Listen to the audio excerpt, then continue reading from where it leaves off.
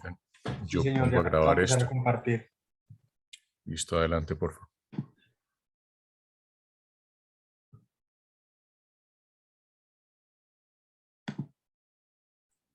Bueno, nuestro grupo somos mi persona, Manuel Castaño, Joan Fiat y Andrés Mayor, y pues les venimos a presentar las redes industriales y la industria 4.0.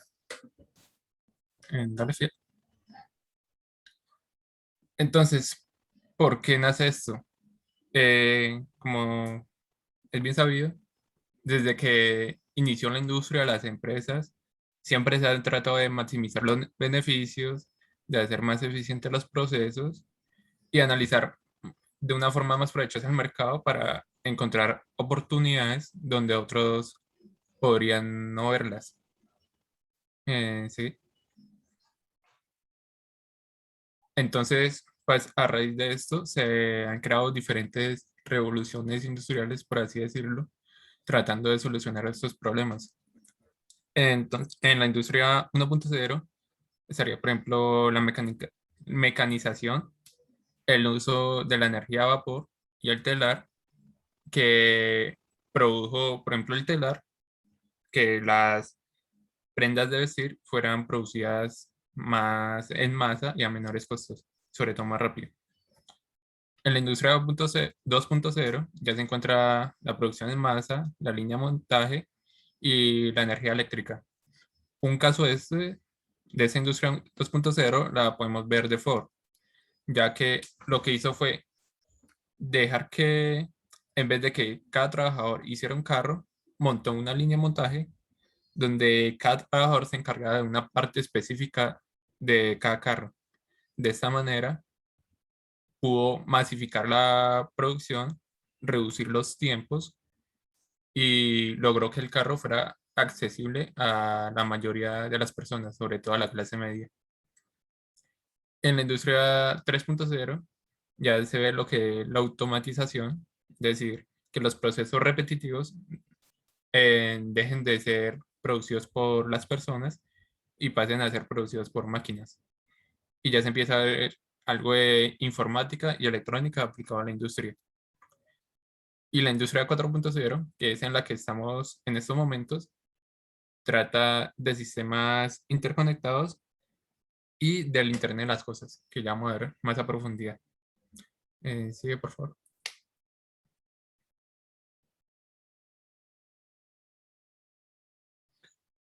Entonces, la industria 4.0 tiene 4 grandes técnicas, por así decirlo, para solucionar ese problema de maximizar los beneficios y reducir los tiempos, que sería la robótica, que sería parte de la automatización, sino que más funcional, por así decirlo.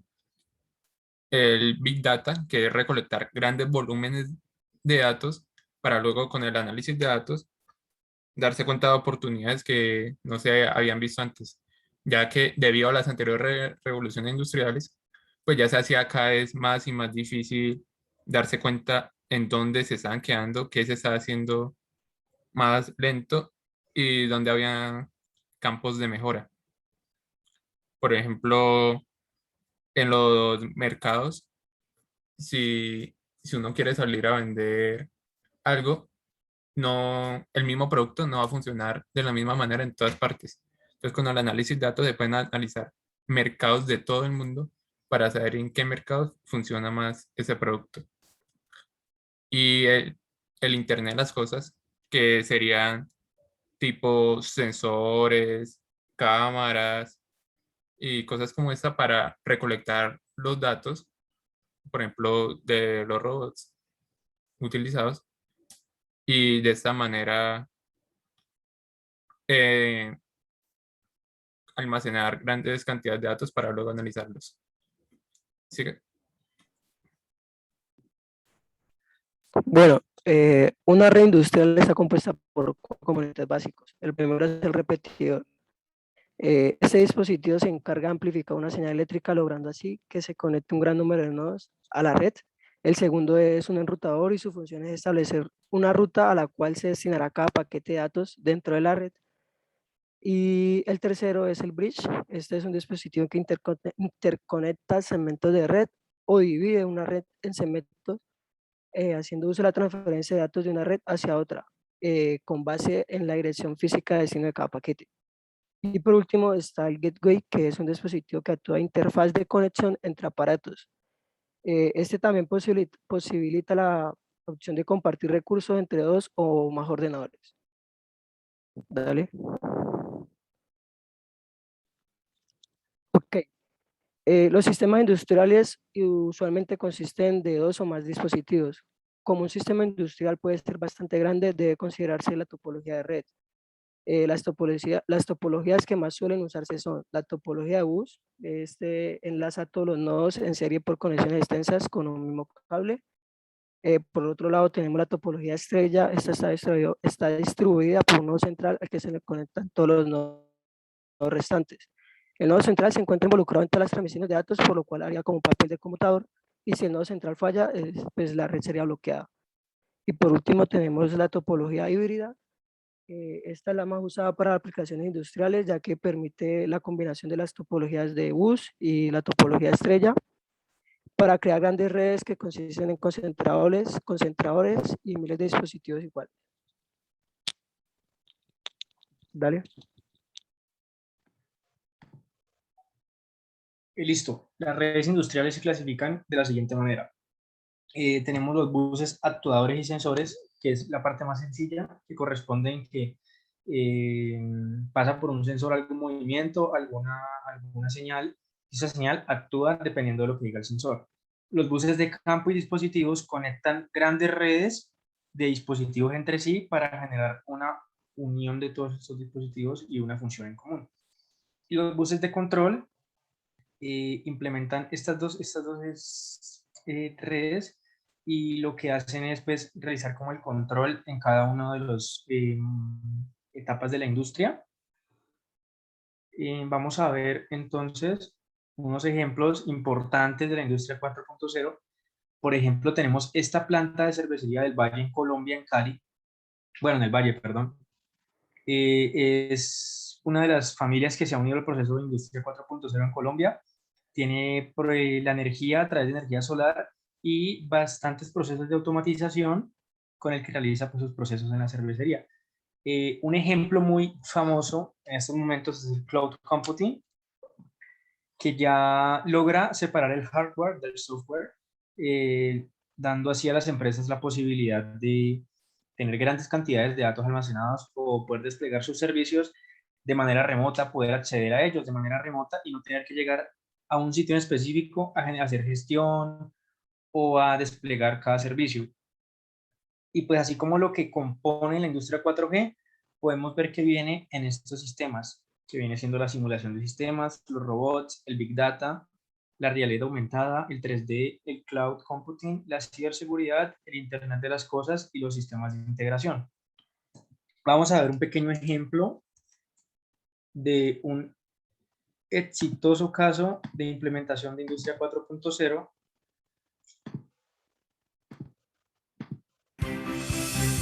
¿Escuchan, cierto? Sí. Sí.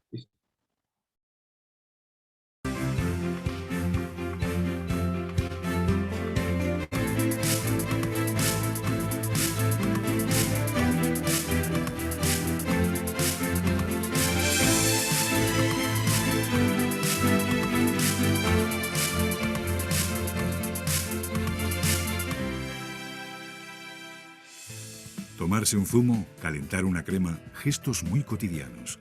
Pero detrás de cada brick hay cientos de kilómetros de recorrido, desde la huerta a la estantería del supermercado. DAFSA es el interproveedor de Mercadona para zumos, néctares, smoothies, horchatas y cremas naturales. Su planta de producción, envasado y distribución de Segorbe, Castellón, tiene 66.000 metros cuadrados y es una de las más eficientes y sostenibles de toda Europa. Una empresa líder necesitaba un partner como Megalux para poder llevar a cabo el proyecto del innovador almacén automático que da servicio a uno de los gigantes de la alimentación española. En el proyecto destaca el espectacular almacén autoportante automatizado con un cuidado acabado exterior que minimiza el impacto paisajístico. Uno de los puntos que nos hizo decidir a que Mecalux era el proveedor idóneo para este proyecto fue que podía suministrarnos tanto lo que son las estructuras de almacenaje como el sistema de gestión e informática que garantiza toda nuestra trazabilidad. El almacén de DAFSA está dividido en dos niveles. El nivel inferior, en el cual se realiza la recepción y la expedición de producto, y el nivel superior, que da acceso al silo. Los palets con el producto acabado llegan al almacén a través de carretillas robotizadas desde la zona de envasado a los transportadores situados en la zona inferior. Un control de gálibo valida el estado de cada palet.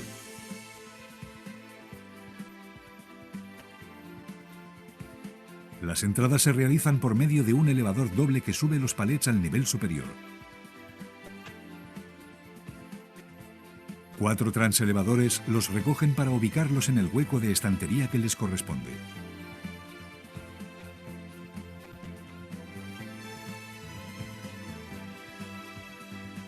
Por necesidades de producción, DAFSA manipula indistintamente dos tipos de unidades de carga: Europalets y medios palets. Para poder manipular los medios palets, Mecalux instaló transportadores con una menor separación entre rodillos, transportadores de cadenas con 4 ramales y 3 travesaños en las estanterías para depositar la carga con total seguridad.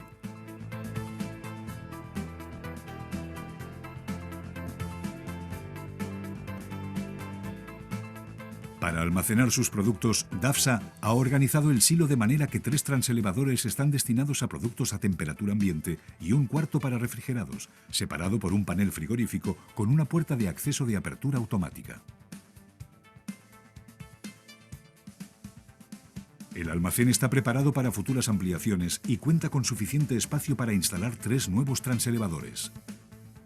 Gracias a Mecalux hemos conseguido duplicar nuestra capacidad de almacenaje en muy poco tiempo, siendo capaz de garantizar el servicio a nuestro cliente.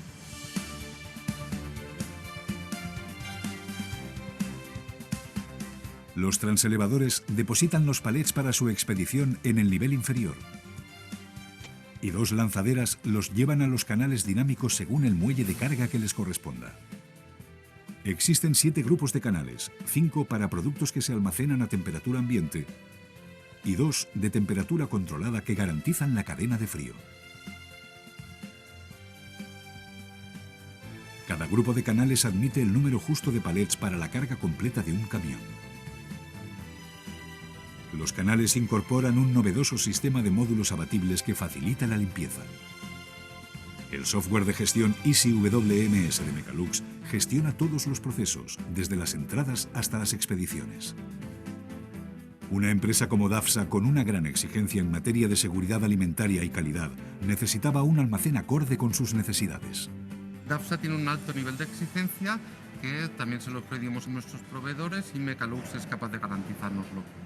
El almacén autoportante, diseñado y construido por Mecalux, destaca por el alto nivel de integración y automatización de todos los procesos.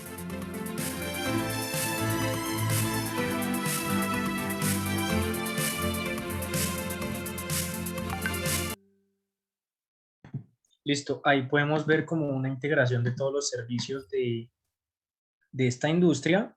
¿Me está escuchando? Sí. Sí. Ok. Vemos que están usando la robótica, Internet de las cosas, la inteligencia artificial para automatizar completamente el sistema de ellos de la fábrica. Listo. Como proyección al futuro, nosotros de la industria 4.0, pues estábamos viendo este grafiquito que explicaba la evolución del PIB por zonas después de cada revolución. Y notamos que obviamente en algunas zonas más que en otras se ve mucho más el cambio, pero si notamos siempre genera un desarrollo a la parte económica de la sociedad. Entonces dicen como que la automatización de estas industrias, la robótica y todo eso va a reemplazar a los humanos y nos va a dejar como sin trabajo, pero en cada revolución se decía lo mismo y de todos modos la calidad de vida de las personas y el bienestar ha seguido aumentando con estas evoluciones. Entonces, por eso es tan importante que sigan ocurriendo. Entonces, como que el 4.0 está más cerca de conectar a la persona con las máquinas para que sigan evolucionando a la sociedad de manera conjunta. Y pues aquí en forma como de reflexión, pues terminamos para que como que el pasado que dicen que debemos quedarnos allí para no dejar sin trabajo a las personas, pues es totalmente falso porque la evolución es la que continúa haciendo que la sociedad crezca. Y pues aquí como este meme en forma de reflexión y eso sería todo, profe. Vale, ¿te puedes devolver un poquito a la diapositiva donde mostraba las topologías de redes? Vale, de esas Está. topologías, ¿ustedes cuáles creen que se utilizan realmente en industria? Hoy en día.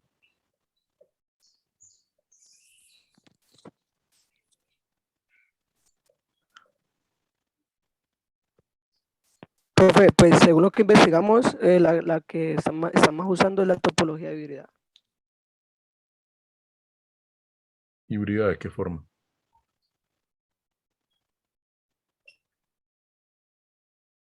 O sea, si ustedes comparan una red industrial con una red como la que hay en la universidad, una red de campus, ¿qué tanto creen que se parece o se diferencia? Pues yo creería que va más que todo en tamaño la diferencia, ¿no? O sea, Y en funcionalidad, o sea, digamos, nosotros la red de la universidad está desplegada para estudiantes, como para conectar a los estudiantes a la red y una red industrial pues ya está más grande en cuestiones de que tienen que almacenar más grandes cantidades de datos o desplegar servicios. pero técnicamente hablando, o sea, serán los mismos switches, los mismos enrutadores, Pues sería más cantidad de ellos, ¿no? pero serían los mismos distintos. Pues de pronto switches de mayor cantidad de puertos, pero pues vendría siendo como lo mismo, ¿no?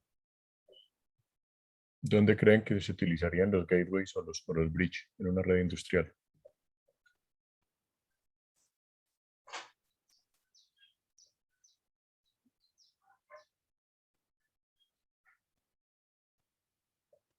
¿Cómo, profe? ¿Dónde creen que se utilizarían gateways o bridge en una red industrial? Y esta pregunta va para todos.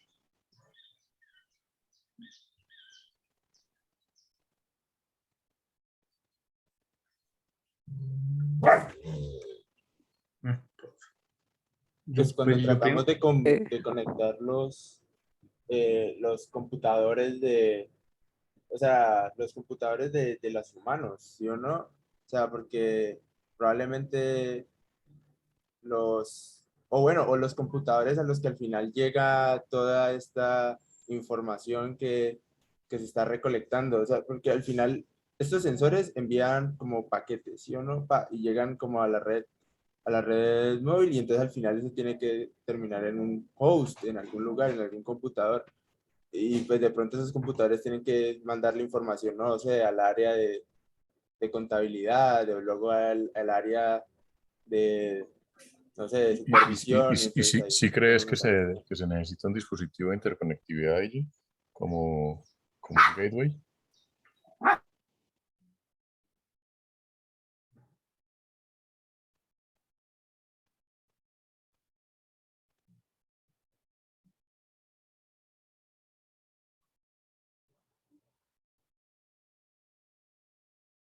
¿A qué tipo de interfaces creen que tiene ustedes un PLC, por ejemplo, o un robot? ¿Qué tipo de interfaz de red se imaginan ustedes que puede tener un bicho de esos? pues, profe, igual que un host,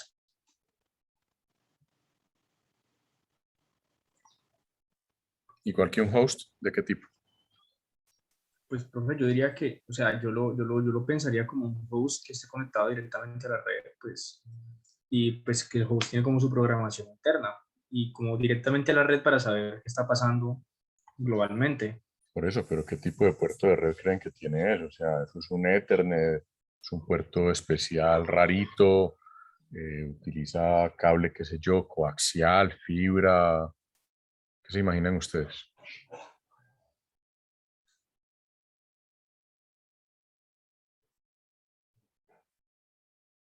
Pues, profe, de pronto es inalámbrico y tira a fibra, ¿no? Sería Porque es que si es como Ethernet o coaxial, yo lo vería muy lento para una industria que tiene que estar automatizada como en tiempo real prácticamente todo actualizándose. ¿Por qué? ¿Por qué Entonces la lento? fibra permitiría esa velocidad. Pero ¿y por qué lento? O sea, ¿qué tanta información crees que manda un sensor de temperatura o un... Ah, pues profe, yo estoy pensando, por ejemplo, en el ejemplo que mostré en el video, que tienen que estar como sincronizados todos para que el paquete llegue por ese canal y lo reciban y lo suban a la estantería. Yo creía que eso tiene que estar actualizado a tiempo real, entonces como que pues de pronto manejar fibra porque permite esa velocidad. No, profe, yo creo que a lo que está llegando es que, bueno, mucha de esa información es compartida de manera inalámbrica. Eso ya pues, lo habíamos como discutido, porque igual eso tiene que estar en muchos lugares y pues mandar un cable a cada uno de esos sensores no tendría como sentido, ¿sí o no? Pero pues por lo menos en un PLC, que si es como una cosa grandota que uno pone ahí, pues de pronto Ethernet sí tenga más sentido, ¿no? Porque igual eso sí es rápido, pues de todas maneras nos podemos conectar a la red y no sé, de pronto puede configurar algo para que mande los paquetes a donde debe ser. Fíjense que ustedes en el video que mostraron hay como dos grandes cosas. Una, los AGVs, los vehículos autónomos. Otra, todo el sistema de transporte de las bandas transportadoras. Ah, y pues bueno, no se menciona mucho en el video, pero pues también hay toda una parte de producción donde lo que fabrican son cierto tipo de alimentos para una cadena de supermercados. Mm, Entonces, por hecho, ¿qué tipo de datos se imaginan ustedes que se mueve por una red de esas? ¿Y qué tan diferentes pueden ser los dispositivos a los switches que hay en la universidad, por ejemplo, en el laboratorio de redes?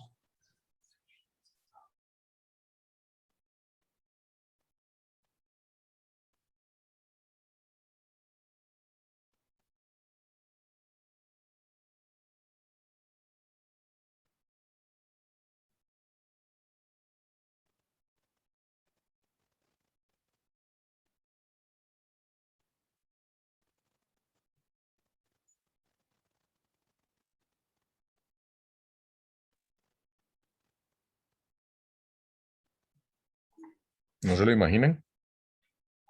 Pues profe, no. O sea, como que puntualmente no.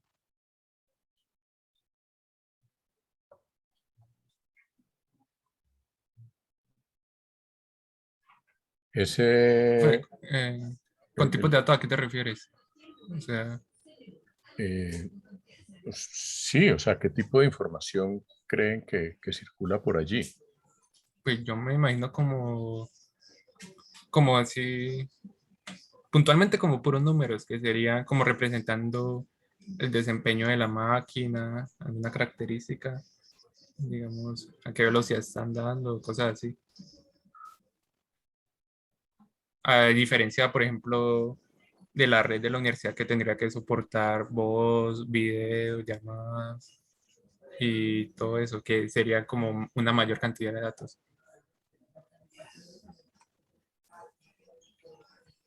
Entonces, ¿en cuál de las dos habría más datos? Porque aquí ya,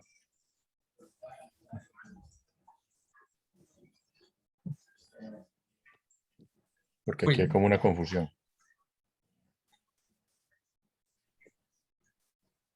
La red industrial habría muchos más datos, diría yo, ¿Por qué? porque se tiene que estar midiendo esas variables que mencionaba, que se acaban de mencionar, pues se tienen que estar midiendo todo el tiempo. O sea, eh, ese es el chiste del IoT, ¿sí o no? Pues que las mediciones sean rápidas y continuas. Que Sí, significa pero que todo el pero pero si ustedes miran las tecnologías IoT, por ejemplo, ah, como Sigfox, por mencionar una, o LoRaWAN, son todas tecnologías que tienen unos anchos de banda pequeñitos.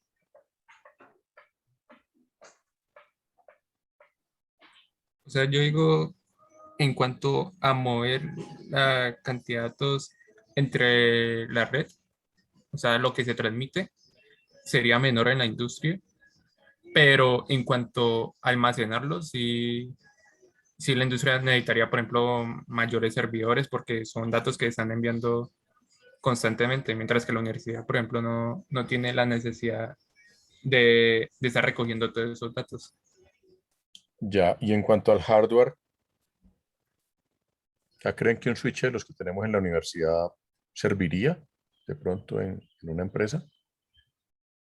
En una- Pues, profe, pues de servir sirve, de que lo implementen yo creo que no, porque necesita más puntos, entonces necesitan un switch un switch con de mayor cantidad de 48, puertos. un switch de 48 puertos, por ejemplo, que es Ajá. de los más grandes que tiene Cisco. O sea, un switch como los que nosotros tenemos, pues sirve, pero pues con tan poquitos puertos me parece ineficiente. ¿Por qué? Pues porque lo acabas de decir, digamos, necesitamos 48 puertos, entonces vamos a comprar dos de 24, pues no se justificaría.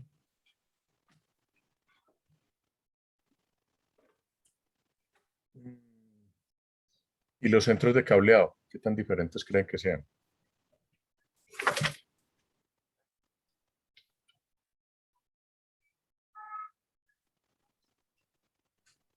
¿Qué centros de cableado?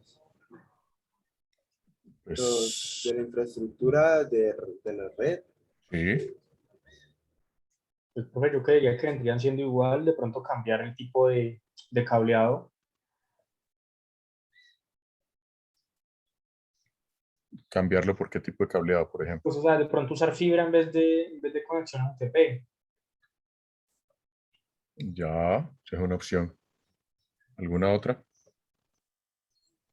Yo diría que al revés, porque, o sea, en una industria, pues los caminos no son tan largos como para usar fibra y pues fibra salía mucho más caro. O sea, se necesita velocidad, pero tampoco tan al instante como para que necesite usar fibra.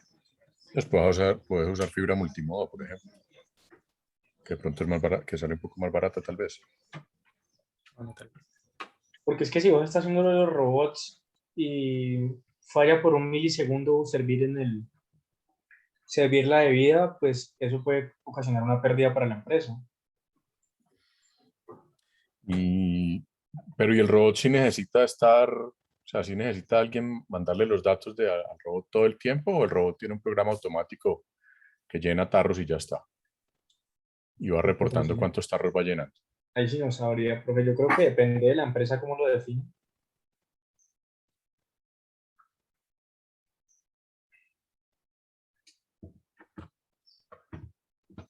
Entonces el robot se podría conectar con un cable, no sé, UTP, por ejemplo, o algún otro tipo de cable de cobre. Pues de poder, sí, profe. ¿Por qué no? Podría ser, pues sí, porque igual. O sea, a no ser que sea algo súper específico, que sea con unas pincitas, como en nivel industrial, esas son cosas más robustas. Yo creo que si uno quisiera conectarlo con cable de cobre, podría hacerlo sin problema. ¿Qué problema podría tener el cable UTP en un entorno industrial? Pues que de pronto si los caminos no están bien definidos o los robots se pueden chocar los unos con los otros, se pueden cruzar sobre esos cables. Que se Pero pues, tropiecen. ajá, La exacto, temperatura, podría Ajá. ser, pero ¿Qué otra cosa se le ocurre? pues sí. una sobrecarga por la demanda de energía. No, pero por el UTP no va energía. Ah, bueno, sí. Pues sí, no, la solución más sencilla sería como una conexión inalámbrica, ¿no? Pues, bueno, alguna vez he visto que- Pero ¿y los Pues, profe, dispositivos que son fijos para qué necesitan una conexión inalámbrica? no, ya, sí, no, si son fijos, pues no, o sea, la verdad, no sé si lo podría hacer. sea, para los Incluso- dispositivos móviles como los AGV, sí, claro, tiene sentido la conexión inalámbrica. No, no tiene sentido, es prácticamente obligatorio. Pero ¿y los fijos? Pues no creo que pueden ir cableados.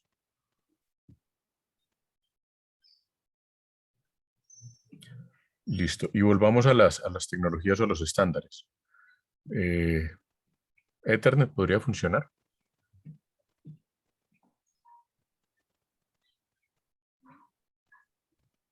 Pues sí, profe, ¿por qué no? ¿Y hay alguna otra que se utilice en industria? Pues yo diría que ahí se utilizaría más protocolos de IoT, como por ejemplo Zigbee, que creo que es parecido al Wi-Fi, pero con sus diferencias, más específico, ¿no? Pero Zigbee es inalámbrico. Ah, bueno, en mi caso, Si vamos a la parte cableada,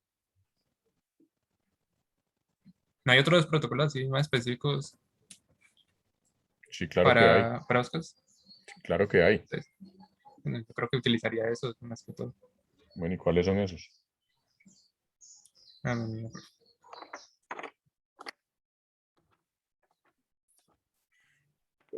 Estoy buscando, ¿no?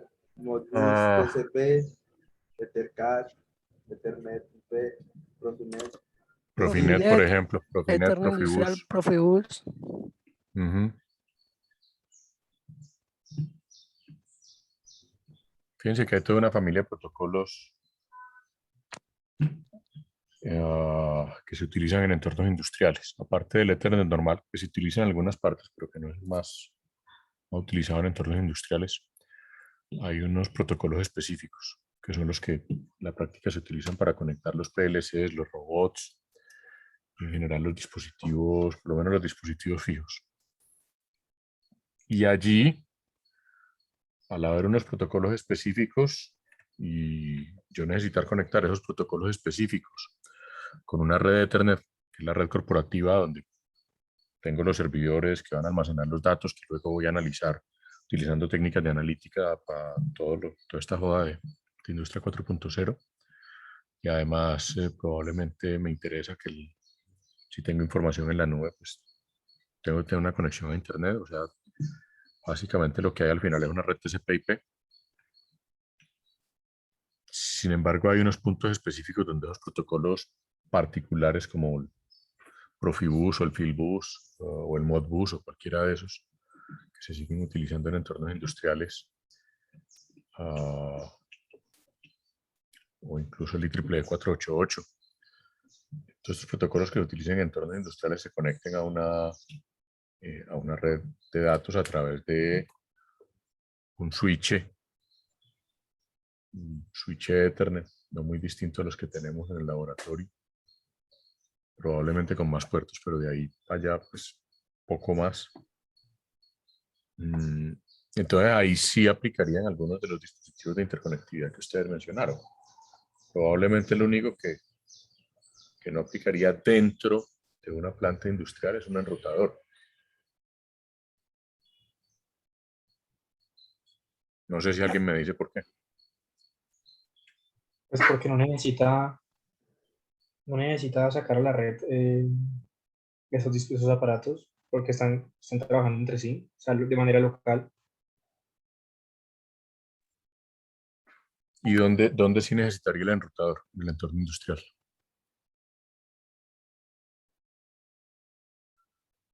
En en el almacenamiento de los datos, si son de forma remota, pues.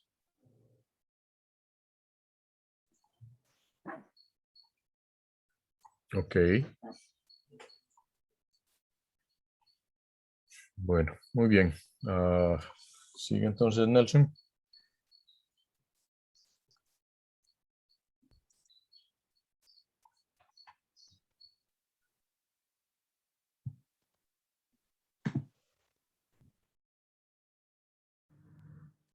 Hola, hola, hola, ¿me escuchan? Hola, hola. Ah, ya, sí, ya me escuchan. Sí, Profe, señor. sí, seguimos nosotros, pero una pregunta antes. Sí, es que mira que yo me había confundido un poco porque dentro de los requerimientos pues, de el Massive Machine Type Communication, pues uno de los requerimientos es que pues, se pueda dar una densidad muy grande de conexión a la red, ¿sí o no? Y entonces pues yo pues estaba como confundiendo eso con que con que si hubiera una gran cantidad ¿qué?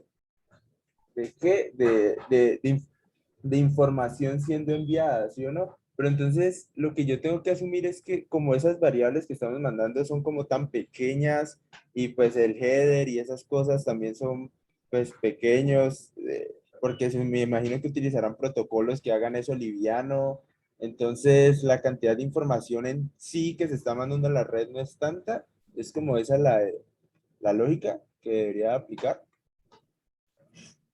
Al final, bueno, dependiendo del tipo de dispositivo, pero si hablamos de sensores, por ejemplo, y en general ese tipo de dispositivos de red, pues ese tipo de dispositivos conectados a la red, la cantidad de datos que mandan es poca y por eso los anchos de banda son tan bajitos. Si vos miras el Machine Type Communications, básicamente dedica un RB de 200 kHz para tener una tasa de transmisión que es del orden de los 180 kilobits por segundo o algo por el estilo. Y para la mayoría de las aplicaciones es más que suficiente. Ahora, ¿dónde está el quid del asunto? Como tenés una alta densidad de dispositivos, pues al final la cantidad de datos acumulados puede que sea alta, pero la cantidad de datos que manda cada dispositivo es realmente pequeña. Y aparte de eso, el otro tema es cada cuánto el dispositivo manda los datos. Y eso depende mucho del proceso. Entiendo, profe. Sí, es que sí, estaba teniendo ahí como una pequeña confusión con, pues sí, con la cantidad de veces que mandan los datos, pero bien, bien, creo que ya sí, claro. Bueno, entonces, un momento. Esto. Bueno, primero que nada, buenas tardes, muchachos. Hoy les vamos a hablar de Network Slicing. Mi compañero César y yo, Nelson Quiñones, ¿sí o no? Entonces les vamos a hablar de un problema, ¿sí o no? Entonces, la vida es a nosotros lo que los requerimientos del 5G son a las redes 4G. Tenemos que hacerlo todo, pero lo terminamos haciendo mal. Que hay que hacer deporte, vida social, rendir en los estudios, muchas cosas, muchas cosas. Entonces, imaginémonos que hubiera una máquina para clonar, ¿no? Pues no necesariamente físicamente, pero más bien versiones de nosotros mismos que sean buenas en cosas particulares. Ustedes lo podrían llamar desorden de personalidad múltiple, pero aquí lo vamos a llamar network slicing, la verdad. Entonces, ahora les vamos, pues, estos nuevos requerimientos ya los hemos hablado en las exposiciones anteriores, Mateo, Alejandra, Manuel y Fiat y Mayor ya los han nombrado, pero es que para mí es importante que ustedes vean la dificultad, que la dificultad no está en proveer dichos servicios, reside en proveerlos de manera simultánea y eficiente, una tarea que es básicamente imposible en el 4G. Entonces, por ejemplo, aquí en el requerimiento del 5G, de la banda ancha móvil mejorada, pues agrupa aquellas aplicaciones y modelos de negocio, pues cuyos requerimientos son principalmente tasas de transferencia de datos muy altas y una mejor cobertura de servicio. Luego tenemos el Massive Machine Type Communication, que se enfoca en ampliar la capacidad de soporte de dispositivos que se pueden tener conectados a la red y hay que garantizar un bajo consumo, bajo costo, un gran rango de operación. Y luego tenemos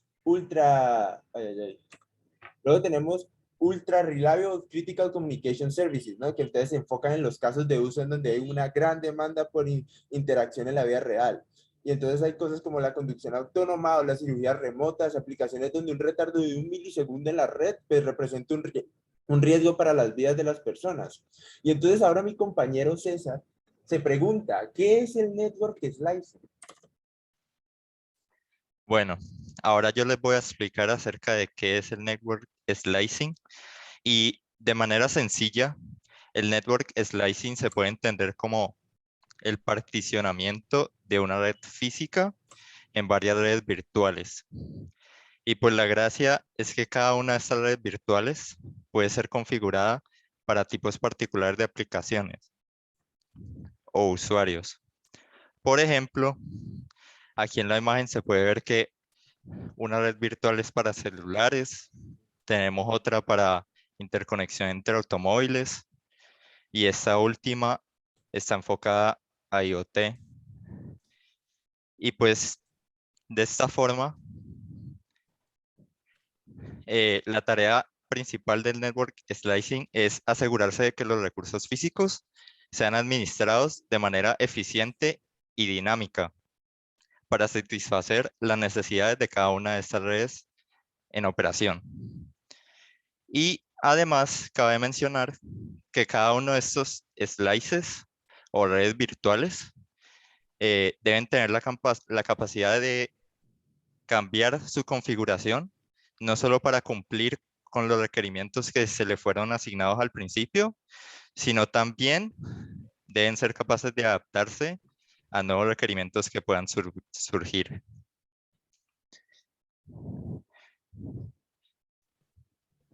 Entonces ahora continuamos con por qué es posible el network slicing. Claro que sí, señor César. Entonces, la idea clave fue la virtualización. Las dependencias de hardware específico son removidas por medio de la abstracción de dichos recursos. Entonces, en vez de ver un switch, ahora estamos viendo un componente de software que representa un switch, pues que puede ser usado en funciones o servicios que provea la red. Ahora la idea es ver como servicios de red, ¿no? Una arquitectura de servicios. Entonces, los servicios de red son proveídos por medio de una arquitectura de servicios. Y para organizar parte de esta infraestructura utilizamos un framework llamado Mano. Entonces, Perdón, Nelson, te hago una correccioncita. Dijiste proveídos. Es provistos, ¿no? Sí. Sí. Okay. Sí.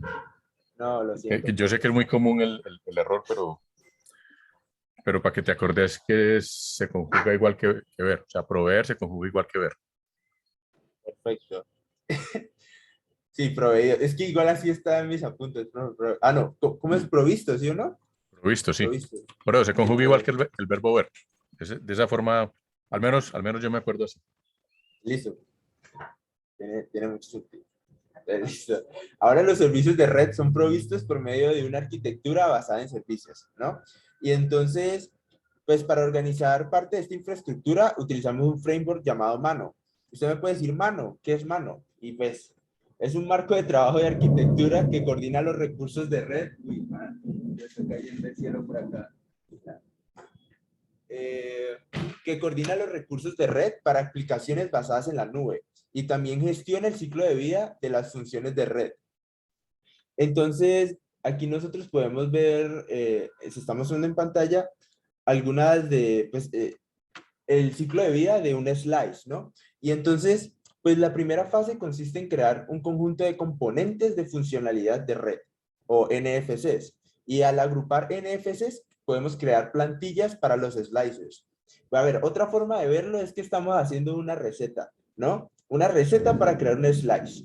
Luego hay que hacer orquestación y activación. En función de que, pues de lo que los usuarios van pidiendo, pues vemos qué recetas vemos y vemos cuál de esas recetas que tenemos se ajusta mejor. O sea, qué slice podríamos meter aquí que va a satisfacer al cliente. Y pues ahora, si estamos hablando de recetas, aquí es donde llegamos y hay que cocinarlas. Y no solo hay que cocinarlas, sino hay que hacerlo al mismo tiempo. Entonces, para eso hay que una orquestación, el mise en place, bueno, los que saben de comida. Luego hay que hacer una supervisión en tiempo de ejecución. Al igual que en un restaurante, hay pues personas que le preguntan, hey, eso está muy salado, es muy picante, y entonces si hay problemas con eso, hay que hacer unas modificaciones en la receta para que esos problemas ya no pasen. Entonces, en este caso, es como, ¿qué podemos hacer para modificar los slices para que el quality of service se cumpla? Y entonces, al final, desmantelamiento, al final hay pues en este ejemplo podemos tener clientes que se quedan en el restaurante comiendo por siempre o hay clientes que se van y entonces pues nosotros llegamos, les quitamos el plato, les quitamos los recursos a ese slice y pues ya ahí queda. Espero que la analogía haya sido clara. Y entonces ahora vamos a ver la arquitectura del network slicing. Listo. Entonces, en términos generales, esta arquitectura se divide en dos grandes bloques. El primer bloque está compuesto por 3 capas: la de servicio, la de función de red y la de infraestructura, como se puede ver aquí. Estas son las encargadas de implementar las características particulares que debe tener el network slice. Aparte de este bloque está el segundo bloque, que es el de control, el cual es centralizado y es el encargado de hacerle seguimiento y control a las funcionalidades de las 3 capas con el fin de coordinar de manera eficiente la coexistencia de los múltiples network slices. Entonces, ahora vamos a entrar a explicar cada una de estas capas. Entonces, empezamos por la de servicio. Esta capa es la encargada de definir los servicios, vaya la redundancia, de usuario final o del negocio que van a ser soportados por este network slice. Aquí en la imagen podemos ver que están definidos los servicios de conexión de automóviles, realidad virtual y el de banda ancha móvil, por nombrar algunos, pueden ser más. Y bueno, una vez se tienen estos servicios definidos, esta capa se encarga de crear los requerimientos para su implementación, los cuales se los hace llegar a la capa de función de red. Entonces, esta capa de función de red es la que contiene las redes virtuales que mencionamos anteriormente, y es aquí donde se implementan todas esas características particulares de cada uno de estos servicios. Entonces, aquí se puede ver que cada servicio viene con sus recursos de red que necesita para implementarse, y además, nótese que entre servicios distintos se puede compartir la misma función de red. Entonces, listo. Una vez teniendo definida estas redes virtuales, podemos pasar a la capa de infraestructura, que es donde se montan. Entonces, esta capa de infraestructura ya es la topología física como tal. Y como dije anteriormente, aquí se alojan esas redes virtuales que hemos creado. Entonces, esta se encarga de desplegar, monitorear y mantener los network slices. Y siguiendo con el ejemplo, aquí podemos ver que para este servicio y esta red se utiliza por radiofrecuencia. Aquí se utiliza simple networking. Aquí cloud computing y así. Y bueno, para tener estas 3 capas necesitamos hablar acerca del control, del bloque del control, que es este que está aquí de manera vertical, y es el encargado de comunicarse con cada una de las capas y dirigirlas para completar solicitudes que le llegan a cada uno de los network slices. Además, este controller tiene funciones como a cada servicio asignarle los recursos virtuales que le corresponden para cumplir su función, virtualización de recursos para poder armar estas redes virtuales, entre otros. Y aquí, sobre este bloque de control, algo importante a mencionar es que, dado que este es independiente de la arquitectura como tal, esto es lo que hace posible que se puedan crear network slices de manera flexible. Para terminar, les voy a explicar o mencionar algunos desafíos a los que se enfrenta esta tecnología. Entonces, primeramente está la virtualización de las redes de acceso por radio y en particular es la división del espectro de radiofrecuencias para que éste sea compartido. La cosa es que el network slicing nos pide tener la capacidad de crear instancias de este tipo de redes sobre la marcha. Y estas instancias deben tener funciones de control virtualizadas que están hechas a la medida para satisfacer la demanda de los slices. Pero además de todo eso, al mismo tiempo se debe asegurar de que esas redes virtualizadas estén aisladas unas de otras cuando hablamos de diferentes slices. Y el asunto es que lograr todo esto ha presentado ser un gran problema para esta tecnología. Luego tenemos la composición del servicio con funciones de red. Entonces, esto se refiere a la facilidad con que se le asignan recursos de red a un servicio específico. Y se plantea el caso de que si tenemos una interfaz de red muy especializada, entonces, y se la queremos asignar a un servicio, esto hace que ese slice sea menos escalable y dificulta la interoperabilidad entre servicios, por así decirlo. Mientras que si esa interfaz no fuera tan especializada, ya no tendría este problema, pero a lo mejor ya deje de ser tan flexible en el sentido de que ya no se pueda configurar tan fácil. Entonces, lo que nos dice esto es que puede llegar a ser muy difícil asignar recursos de red a un network slice en específico. Finalmente, tenemos el mantenimiento de un network slice de principio a fin. Esto hace alusión al hecho de que a veces puede ser muy complejo partir de un servicio de alto nivel y llevarlo hasta la capa de infraestructura. Sin embargo, para esto se han definido frameworks como Mano, que lo mencionó Nelson, los cuales ayudan o facilitan este proceso. Pero aún así, este sigue siendo un mayor desafío para el network slicing.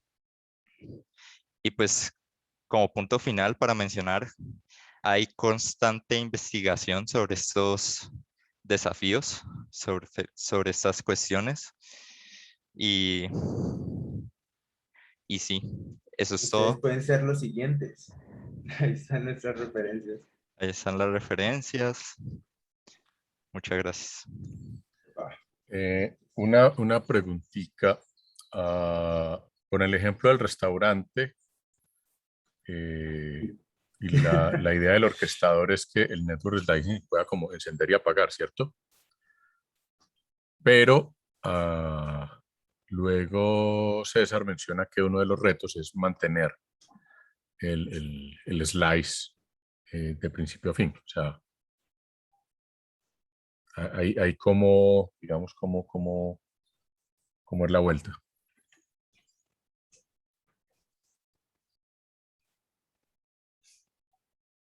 Sí, o sea, a pesar de que nosotros tenemos control sobre el slice, con, pues la manera en la que lo que creamos y estas cuestiones, el problema es que la conexión de principio a fin con el slice va desde que el usuario trata de, pues, de crear la conexión desde su dispositivo móvil con la red. Y entonces ahí es donde, por ejemplo, tenemos el problema del RAN, del Radio Access Network, y que también, que esa parte, digamos, no está virtualizada. Entonces esa parte no la podemos controlar.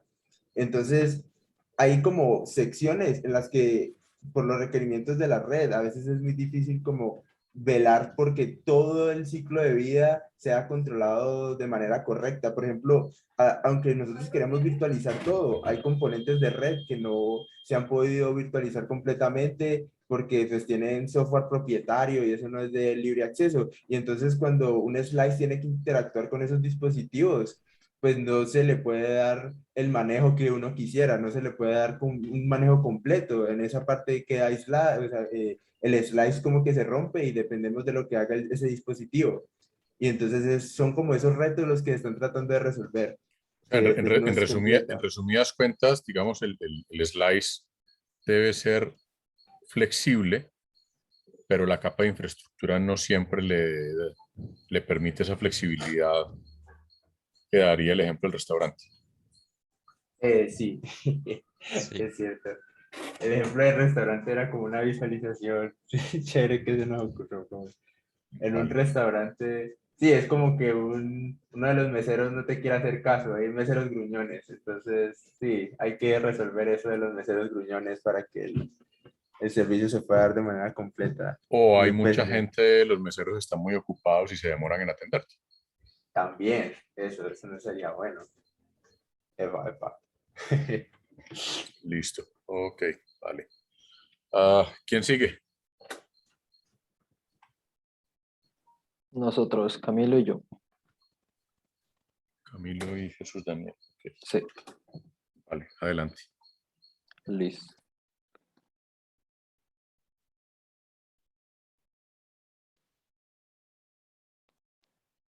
Bueno, compañeros y profesor, somos Jesús Daniel Villota, mi persona, y Camilo Enríquez Delgado, y les vamos a explicar pues lo que nosotros construimos acerca de las redes GPON.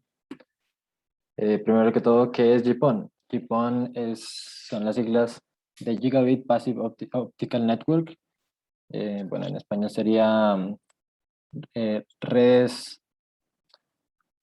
pasivas ópticas con capacidad gigabit.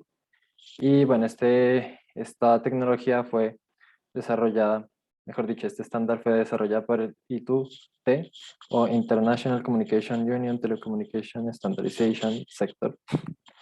Y bueno, esta tecnología en términos generales se usa principalmente para la infraestructura de acceso al usuario. Bueno, para entender la actualidad de GPON y de las redes ópticas, vamos a hablar un poco de los antecedentes. Para 1985 se propone apenas PON, la primera red pasiva óptica por la British Communications.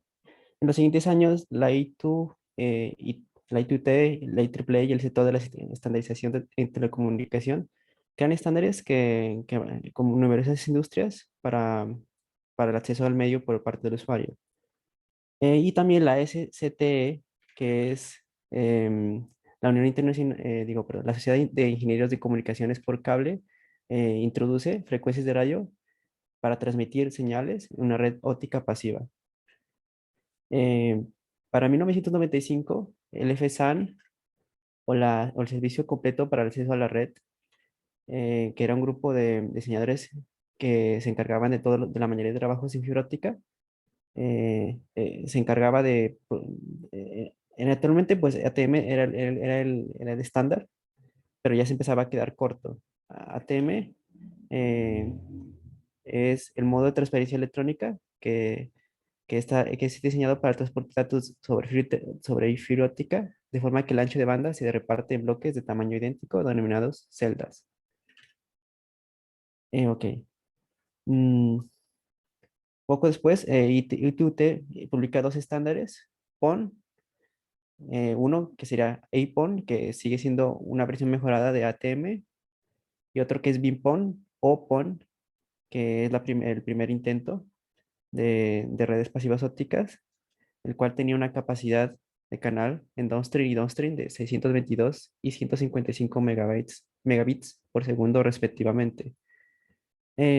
Para 2003, Lightwave proporciona el primer estándar, G.974.1, GPON, donde se introdujeron mejoras tanto en la latencia como en el uso, como en el modo de enviar los paquetes porque se podían enviar paquetes más grandes y de tamaño variable, llegando a un máximo de capacidad de downstream y onstream de 2.488 y 1.244 megabytes por segundo. Ya para 2018, muchas empresas como Verizon, BCNLIT y AT&T han instalado muchas de estas líneas basadas en IPON, superando así el uso preferencial a otras tecnologías como IPON, que es eh, redes pasivas ópticas basadas en Ethernet. Y ya en 2012 se publica la última enmienda por parte de ITU sobre GPON.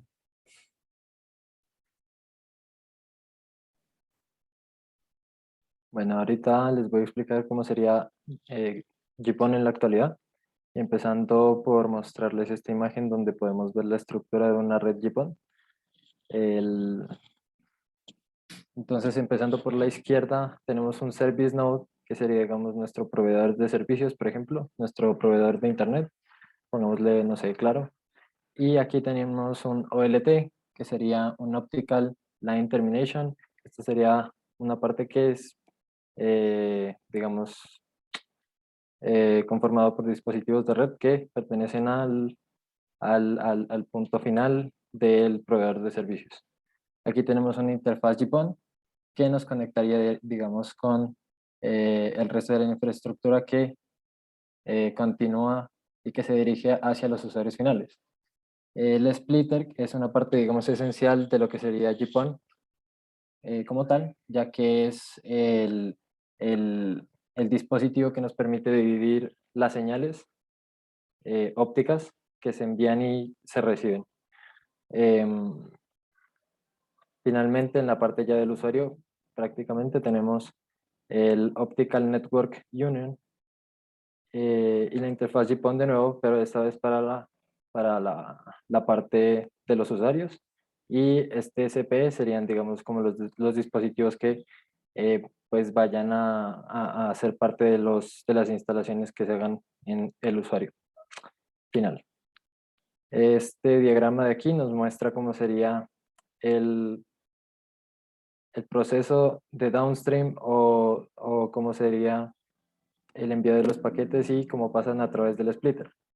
Como la tecnología GPON utiliza el broadcast como método para transmitir la información, se ve como cada paquete que se envía se multiplica de alguna manera y se envía a todos los receptores de los que, digamos, tenga acceso el splitter, ¿cierto?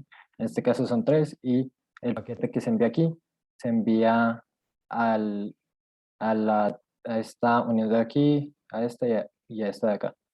Y bueno, el upstream el upstream sería un proceso similar donde se construye un paquete entero a partir de, bueno, así a grandes rasgos se construye un paquete entero a partir de todo lo que envíen los usuarios finales hacia el proveedor de servicios. Listo. Ok, ya para finalizar vamos a hablar del futuro de GPON. Actualmente hay infraestructuras o se piensa, o bueno, como ya hemos visto que nos han presentado nuestros compañeros, hay arquitecturas que son muy prometedoras, como son 5G, inteligencia artificial, la Internet industrial, el IoT y los centros de datos. Pero estas nuevas arquitecturas representan un gran reto para GPON y la verdad es que GPON no es capaz de suplir eh, esas necesidades. Los sistemas P2P o peer-to-peer pueden hacerlo, pero tienen un costo muy elevado, ya que requieren mucho más dispositivos de parte y parte para ser implementado. Además, requiere una arquitectura totalmente diferente a la de GPON. Entonces, lo que se le ocurrió ahora a los ingenieros es usar las mismas redes GPON, pero adecuarlas a un nuevo estándar. En este caso, hay dos nuevas generaciones de GPON. Tenemos NGPON 1, o como la llamamos actualmente 10G-PON, y NGPON 2. Bueno, ambas opciones nos proveen un mayor ancho de banda, menor latencia y un menor costo, debido a que, pues, como lo dije, no es necesario modificar toda la red ODN que actualmente está desplegada. También se considera que es de menor latencia, ya que se ha podido reducir últimamente más la latencia entre el OLT y el ONU a nivel de microsegundos. Y pues esto nos ha ayudado a que las empresas puedan garantizar el SLA, que es el acuerdo de nivel de servidor. O sea, lo que entiendo de eso es que pueden cumplir con lo que los contratos que normalmente a uno le hacen con el proveedor, que a veces ellos certifican un cierto nivel de disponibilidad, cierta latencia. Entonces, las empresas se están beneficiando de esto, ya que con 10 GPON y NGPON 2 pueden lograr esto. NGPON 1 pues tiene una capacidad de downstream y upstream de 10 y 5 gigabits por segundo. En NGPON 2, que es básicamente coger ya sean 4 de los NGPON 1 y ponerlos en un sistema o hasta 8, podemos llegar a una capacidad de upstream y downstream de 40 y 20 gigabits, o 80 o 40 gigabits por segundo. Y vale, eso sería todo. ¿Esos dos últimos que mencionaste son también por parte de la ITU o son por parte de algún otro grupo de estandarización distinto? Pues según vi, pues ya es como una estrategia que ya están usando las empresas como tal. O sea, según entiendo, pues no es necesario cambiar todo el sistema, solo hay que cambiar los OLTs y los ONTs. Entonces seguirá siendo la misma recomendación de ITU, pero pues ellos añaden más, o sea, usan otros trucos pues, en la fibra y pues eso sería en NGPON 1 y pues en NGPON 2, NGPON 2 pues es coger 4 sistemas en NGPON 1 y pues ponerlos a funcionar. Pero supongo que hay cambios técnicos que implican Sí, que haya algún tipo de modificación en los estándares, o sea recomendación ITU, sea estándar, no sé, de alguien más. claro, bueno, pues esa parte no fui muy tan a fondo en esa parte para saber si ya lo tienen como recomendación en algún otro tipo en algún tipo de documento en específico.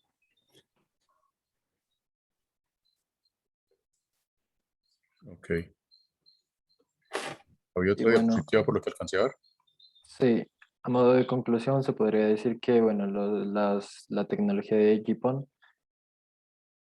ha significado pues un avance significativo para los servicios de Internet y bueno, en general los servicios triple play, eh, ya que pues el ancho de banda, las velocidades, los costos y la escalabilidad de esta tecnología eh, han venido siendo como suficientes para seguirle el ritmo a las necesidades de pues, sí, de la sociedad actual, tanto como para usuarios pequeños o bueno, usuarios de la casa, por ejemplo, como para organizaciones grandes. Y ya, eso sería todo. Vale, gracias. Creo que no queda nadie más, ¿cierto?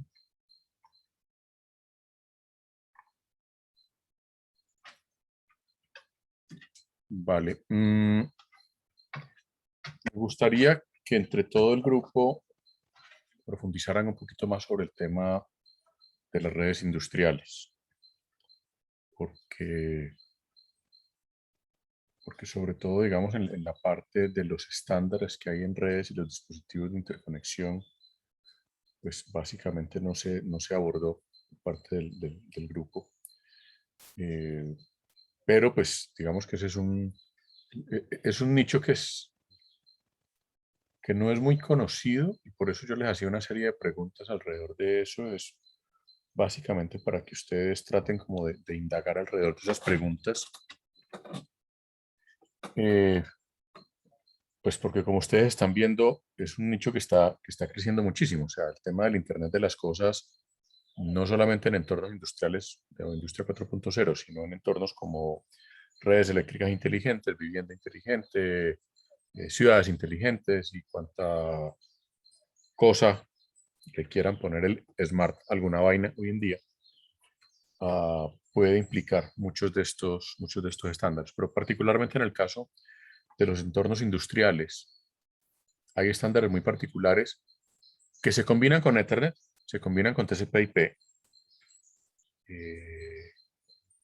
No necesariamente tienen que ser redes de fibra óptica, pueden ser redes con cable trenzado, solo que no se utiliza UTP, sino que se utiliza otro tipo de cable trenzado por razones de las condiciones de los ambientes industriales, básicamente por el tema del ruido eléctrico que hay en los ambientes industriales. Pero me gustaría que entre todos indagaran un poco más sobre los estándares y trataran de hacer, con el ejemplo de esta empresa que le suministra cosas a Mercadona, que a todas estas, ¿alguien sabe qué es Mercadona? Aparte de que es una cadena de supermercados que lo mencioné.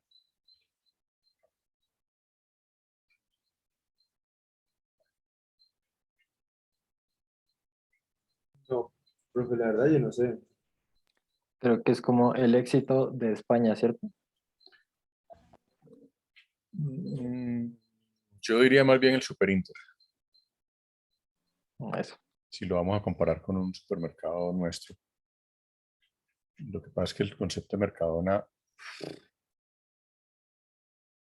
bueno, yo no he visto nada parecido a Mercadona en Colombia realmente, porque es solamente alimentación. O sea, en Mercadona uno no consigue, o sea, no conseguís cosas para el carro, no conseguís ferretería,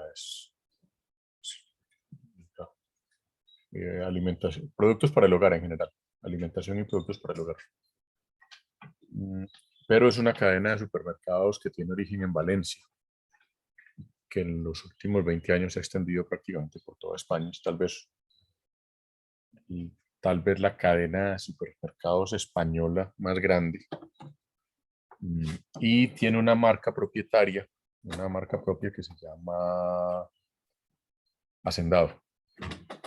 Sospecho que lo que fabrican en esa empresa, que por eso la planta industrial está en Castelló, precisamente porque ahí en Castelló está también uno de los centros de operaciones, uno de los centros de distribución principales de Mercadona para todo lo que es Comunidad Valenciana y Cataluña.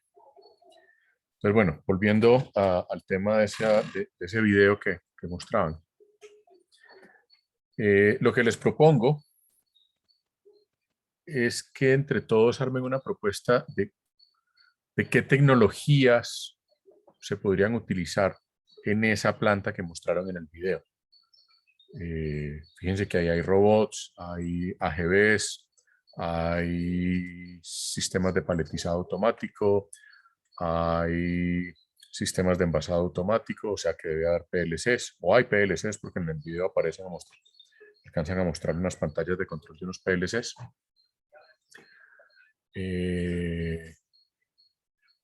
Hay sistemas de almacenamiento automático y hay sistemas de refrigeración.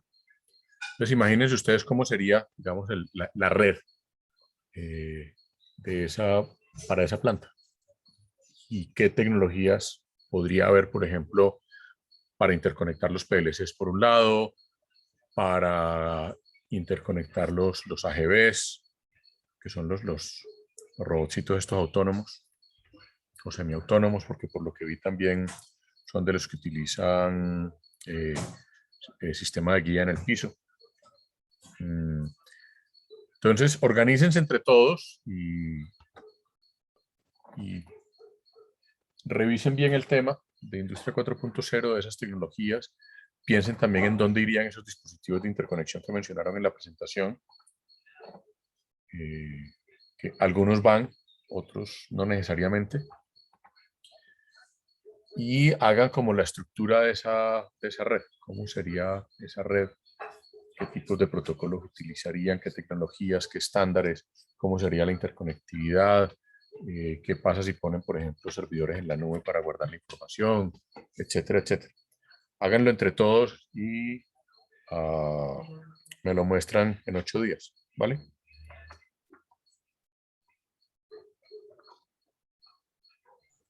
Entiendo, profe. Pueden incluso meter cosas de 5G si quieren, pueden utilizar, digamos, tecnologías más convencionales en la parte inalámbrica para los AGVs o qué sé yo. En fin, los dejo ahí para que ustedes se les ocurran cosas, ¿vale? Profe, pero entonces sería también un tipo de exposición o sería como una charla donde te vamos comentando lo que encontramos. Sería más bien charla. Traten de hacer como un diagrama, de red entre todos, Ok. de esos que uno hace con Visio, con una de estas herramientas.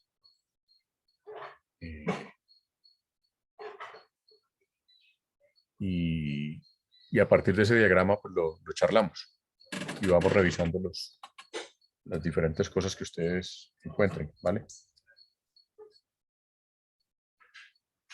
Entiendo, profe. Listo. En su momento Manuel mencionó algunos de los estándares como el Profibus, por ejemplo, el Profinet creo que se llama ahora. Entonces lo vemos en 8 días. Y el jueves vemos todo el tema de teoría de tráfico, ¿vale? Vale, profe. Ok, nos vemos el jueves entonces. Vale, chao, chao. Chao, profe, esté bien. No, profe, gracias.